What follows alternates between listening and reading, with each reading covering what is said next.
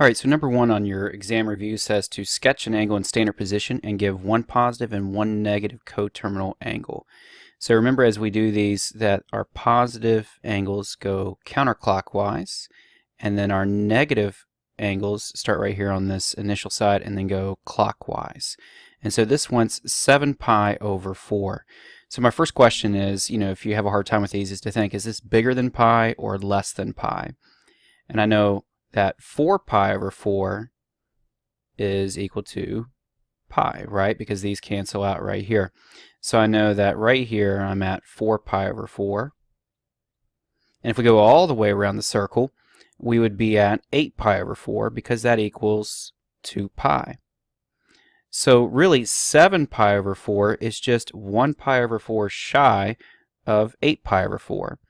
And remember, our pi over 4 angle is right here. It's the equivalent of, 45 degrees if we're thinking in terms of degrees, but it's half of pi over 2. So we are 1 pi over 4 shy of a full circle. So our actual angle, if we're drawing this out, is going to start, here's our initial side, it's going to come all the way around and then land right here, 1 pi over 4 shy of a full circle. So that's our sketching the angle right there. We don't need all the other stuff I've drawn here. I can erase that.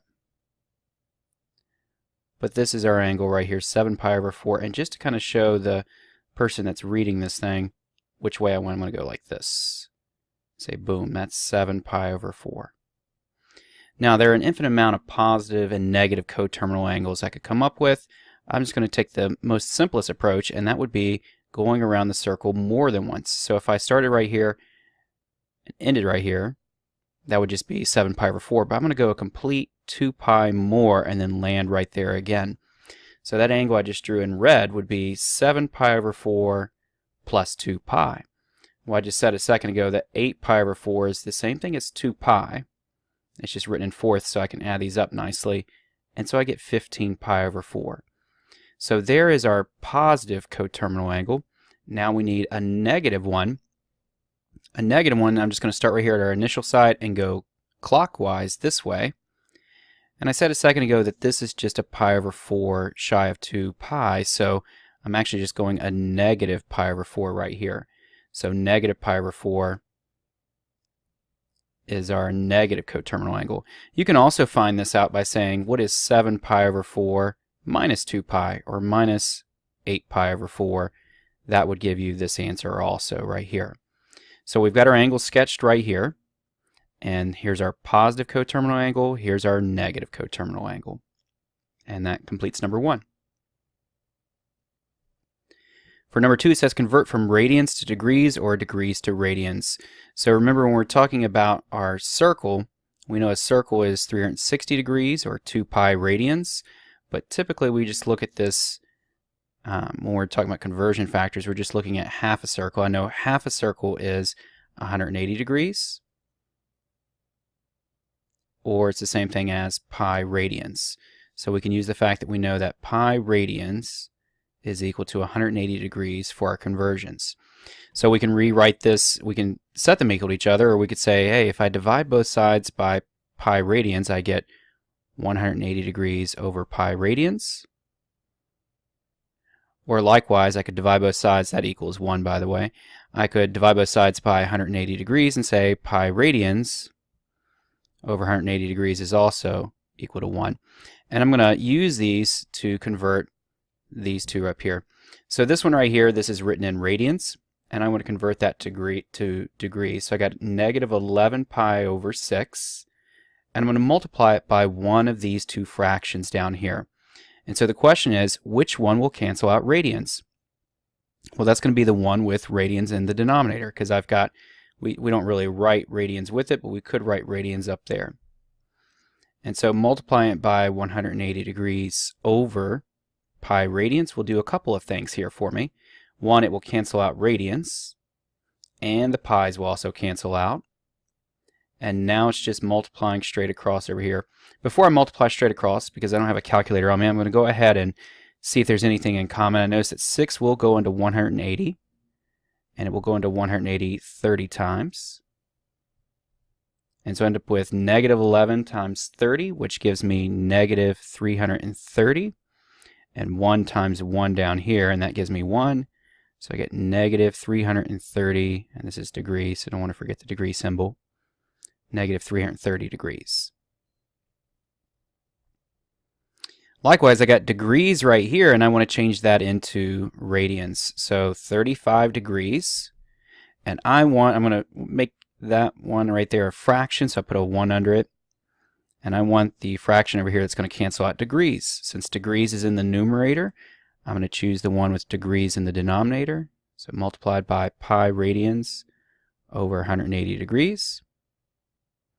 The degree symbols will cancel. 35 and 180, I know they've got a 5 in common, so this will change that to a 7. And let's see, that's going to be 5 will go into 180. Let's see, 100, you got 20, and then 4 less than 20, 16, so it looks like 36 times. Yeah, that's right, 36 down there. And so that's going to give me 7 pi over 36 radians. All right, and that will finish up number 2. For number 3, it says to evaluate the 6 trig functions for theta equals 5 pi over 6. So the first question I want to ask you is, where is 5 pi over 6? Is it bigger than pi? Well, what is pi in terms of 6 in the denominator? It would be 6 pi over 6. So this is actually 1 pi over 6 shy of pi. So right here is the angle I'm talking about. That's going from here to here is 5 pi over 6. And you should know all your angles in the unit circle, not just 5 pi over 6 for this exam.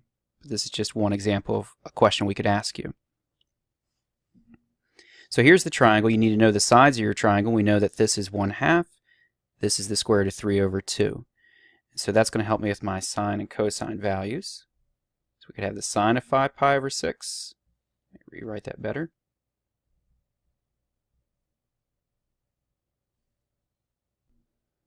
And so I just paused it to write these out so it move a little bit faster. But I know that the sine here is going to be my y value. It's a positive y value, and it's 1/2, so that fills out. The cosine is my x value, and since I'm going in the negative direction, this is actually a negative square root of 3 over 2. And we talked about in class about slopes of these lines. We've got several slopes because we know that sine over cosine is your tangent value. And in this case, we know that if I drew the other common angles we have, this slope would be negative square root of 3, this one would be negative 1, and this would be negative square root of 3 over 3. Because remember, this one is more shallow than this one up here, because square root of 3 is, or negative square root of 3 is steeper than negative square root of 3 over 3. So my tangent here is negative square root of 3 over 3. For my reciprocal ratios here, I'm just going to flip all these fractions. So flipping the sign, I get 2 over 1. Flipping this one right here, I get 2 over square root of 3. Make sure it's negative. Flipping this one, I get 3 over square root of 3, and make sure it's negative. If you're on a multiple choice exam, it may have this already rationalized or reduced for you, so keep in mind how to do that. I would multiply this by square root of 3 over square root of 3 and get negative 2 square roots of 3 over 3. And then multiply this one by square root of 3 over square root of 3, and you'd get negative 3 square roots of 3 over 3, which equals negative square root of 3 there for the cotangent. Okay? And so that's how you would complete all 6 of those ratios for 5 pi over 6.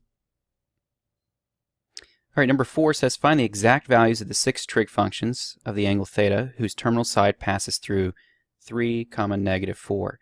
Now remember, they're not talking about the unit circle here because our side lengths are bigger than 1, but it doesn't really matter. We can still look at this with our trig values in mind. Here we got a side length of 3 and then negative 4, so it means our y value is going to be a little bit further down there in the negative direction. And then theta is right here. So this is 3 and then negative 4. So once again, we're going to write out sine, cosine, tangent, and then the reciprocal ratios. So just like we do in geometry class, we can go and say, hey, here's our theta. This is the opposite side. This is the hypotenuse. And this is the adjacent side. Let's go ahead and solve for the hypotenuse so we can get that out of the way. Many of you might recognize this as a 3, 4, 5 triangle, but if you don't, you can always use Pythagoras to figure it out and say a squared plus b squared must equal c squared. And so 3 squared is 9, 4 squared is 16, or negative 4 squared is 16, and then 25 equals c squared. So c is equal to 5. So that's the value of that side right there. So sine is opposite over hypotenuse, or negative 4/5.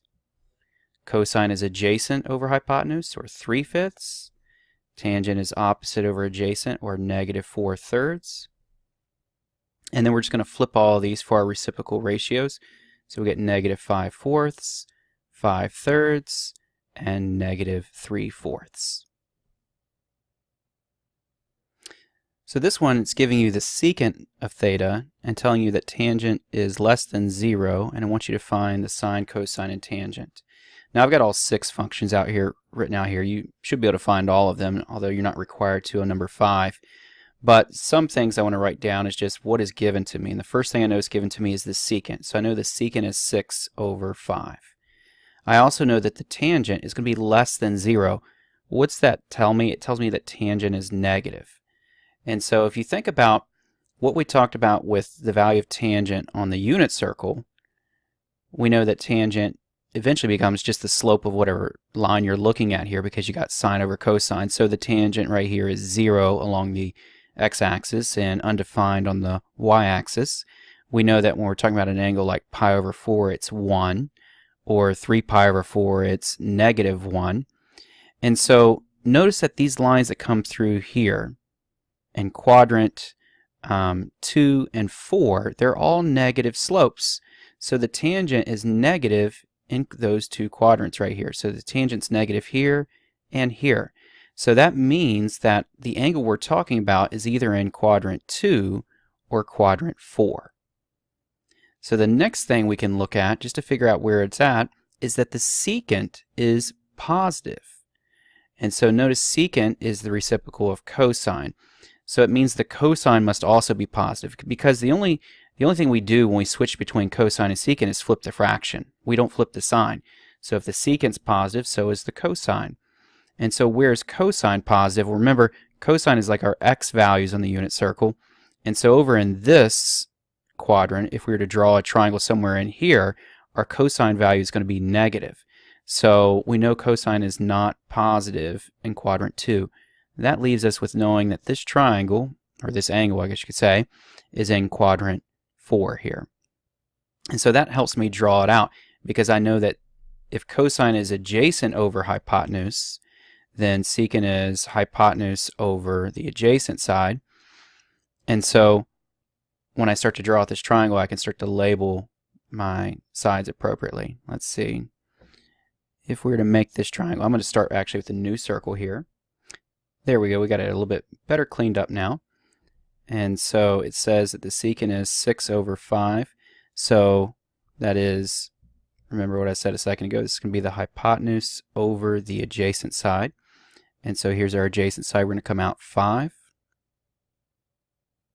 And we know our hypotenuse right here is going to be 6. And so we need to know what this side right here is. Well, I'm going to say, okay, 5 squared plus x squared must equal 6 squared.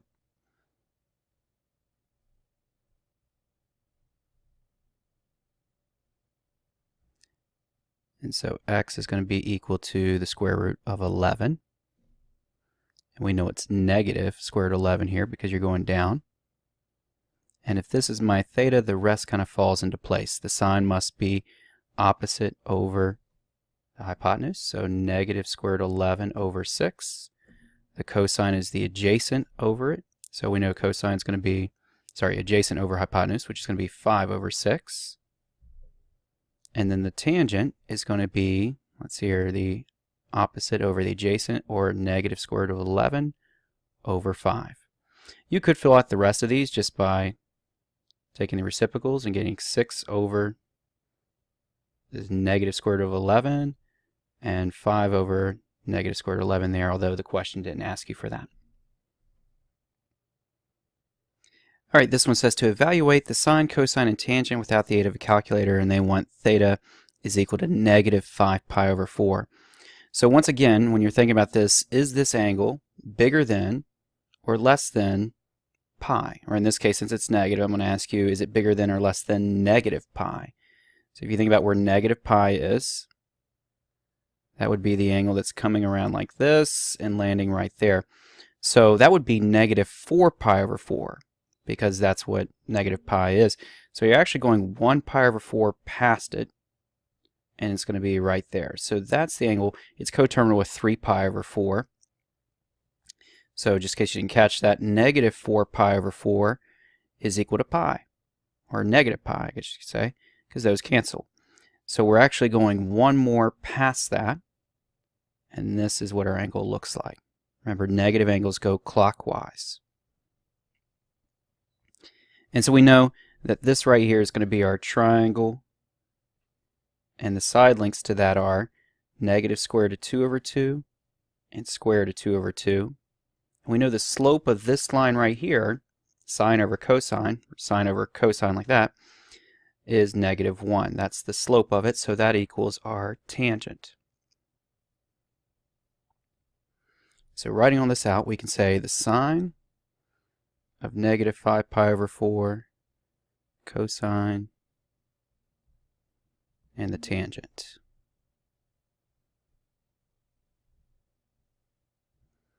The sine is our y value on that triangle, so it's going to be square root of 2 over 2.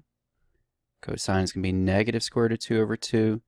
And the tangent, like we said a second ago, is going to be, you can think of it as sine over cosine, or you can say, hey, it's the slope of this line right here, which is negative 1. Same thing, really, but whichever is easiest for you to think about when you try to figure those out. The next one says graph the function, the sine of 2x, and graph f of x equals negative 2 times the cosine of 1/2 x. Now we've got a couple transformations going on with this last one. I'm going to graph the first one here, the sine of 2x. So remember what we do when we have inside those parentheses there something else besides x. I'm going to set 2x equal to 0 and 2x equal to 2 pi. That's going to tell me my start and my end point for when I'm graphing this. And so this gives me x equals 0, and over here I get x equals pi. This is going to be one period here. It's going to go from 0 to pi.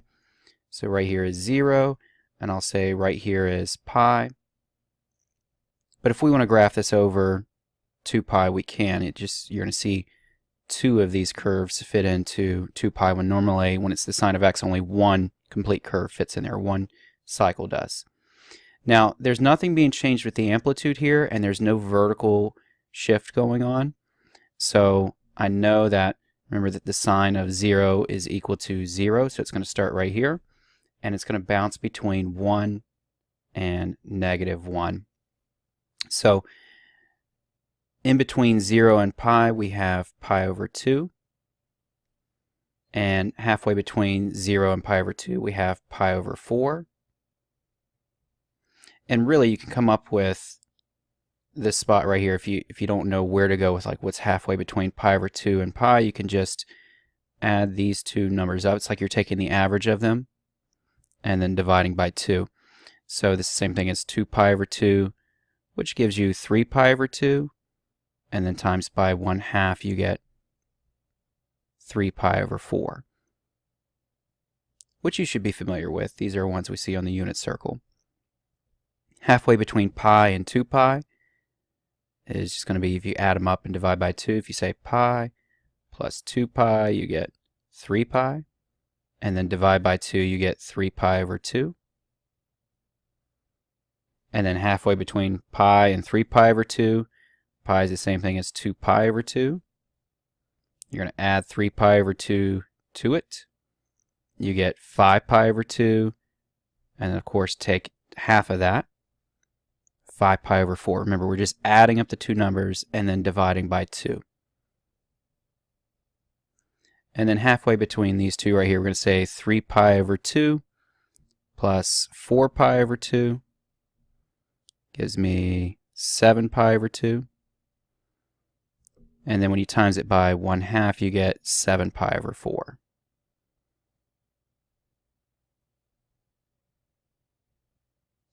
So just to kind of recap what I did there, I went through it quickly because it is just fractional work in there.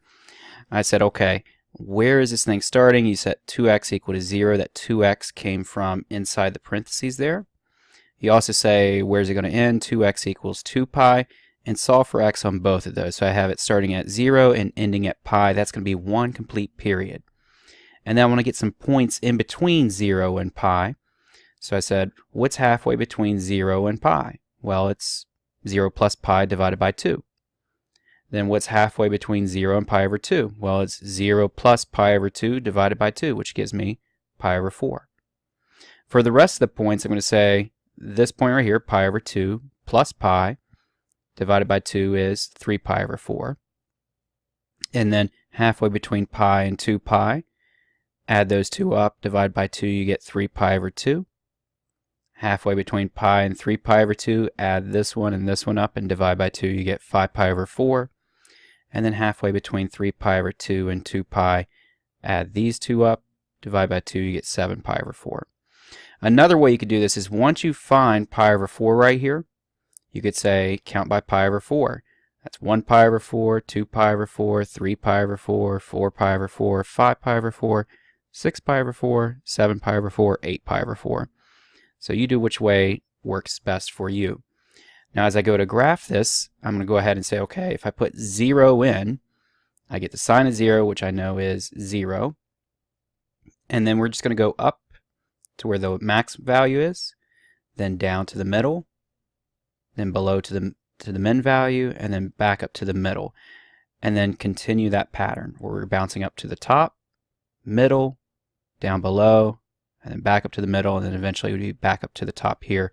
And we know this thing is a nice smooth curve that goes on forever like that in both directions.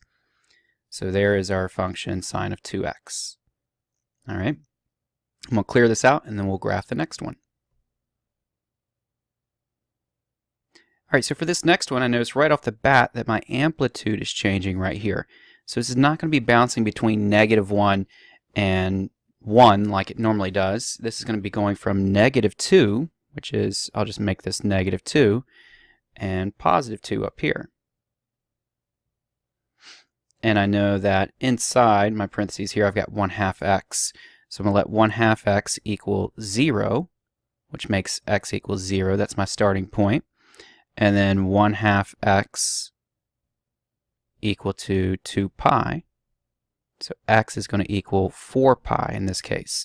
So now I know it's going to go from 0 right here to 4 pi out here. And here's where I'm going to find my intermediate points in between. Half of 4 pi is 2 pi. And halfway between 0 and 2 pi is just pi. And halfway between 2 pi and 4 pi, you can add them up and divide by 2, you'd get 3 pi. Now the question is, if you put 0 in, what does this become? Well, it becomes the -2 times the cosine of 0. And I know that the cosine of 0 is 1 from the unit circle. Remember that you have this right here, 0 point, and this is a length of 1.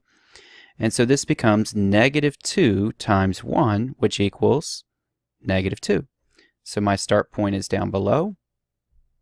And just like we did with sine, our pattern now goes bouncing up to the middle, then up to the top here, back down to the middle, and then down below over here. You just got to be careful here. It's real tempting to start at +2, but remember that negative kind of acts as a flip to the cosine function. But if you just test that first point out, you'd see it that way also.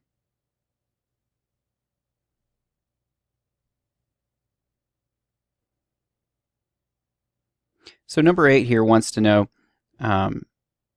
basically starting off with the arc cosine of -√3/2, when is this cosine value equal to -√3/2? So remember that on the unit circle, our cosine value is the x value. And so let me just Make sure I got this all selected. If we were to draw out when it's equal to negative square root of 3 over 2, we know it's our 30, 60, 90 triangle, but it's this x value right here that needs to be negative square root of 3 over 2. So we've got one angle right here, and that's at, so here it's going to be 5 pi over 6, and then the other one right here, it's going to be 7 pi over 6. So both of these angles, I'll write them down for you, give you a cosine value. So here, this is 5 pi over 6. And this is 7 pi over 6. Both of them, if you were to take the cosine of them, you would get negative square root of 3 over 2. And so that becomes a problem because you can, if this is a function, you can only have one output for that same input.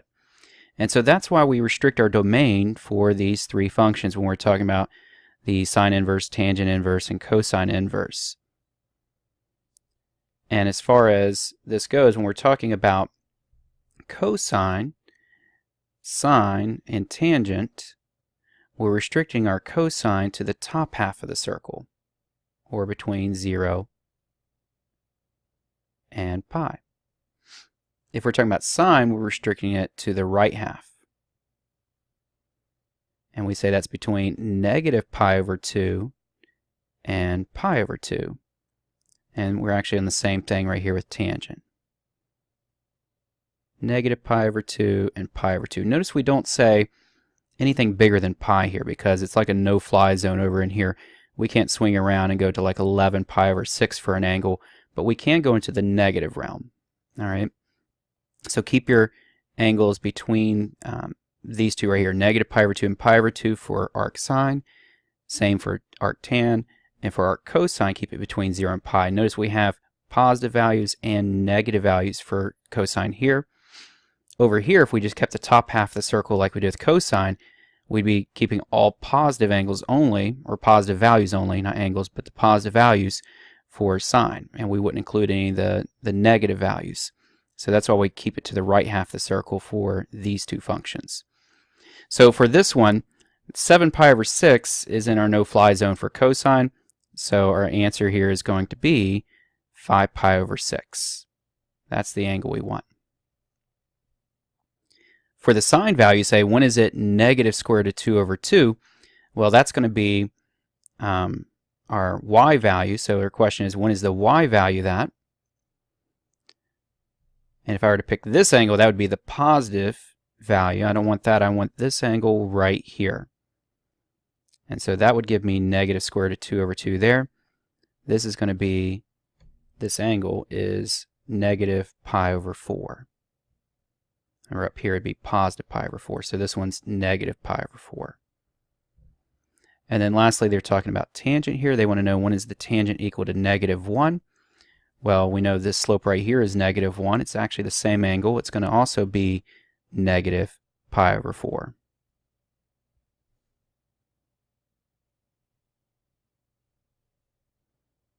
And so there's our three angles for those three functions. So number 9, still talking about the same topic as number 8, just goes a little bit more complicated here. It wants to know what is the sine of the arc cosine of 1/2. So once again, I'm just going to sketch out a circle.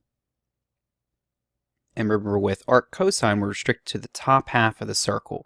So I'm only concerned about those values there. And I want to know when is the arc cosine equal to 1/2. So here we know that we're wanting a positive 1/2. And when is cosine equal to positive 1/2? Let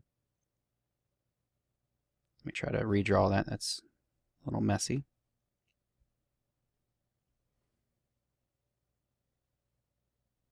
If we just think about it as our y-axis here, this is about 1/2.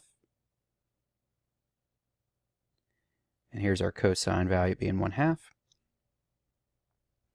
And this is going to be at pi over 3. And so we know that this right here becomes pi over 3. So we want to know what is the sine of pi over 3. And so when we're at pi over 3, the sine value here is going to be square root of 3 over 2. So our final answer is square root of 3 over 2.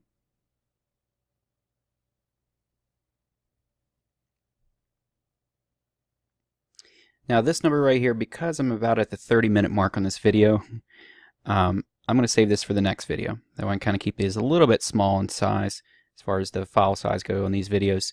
So look for my second video and you'll see number 10 worked out there.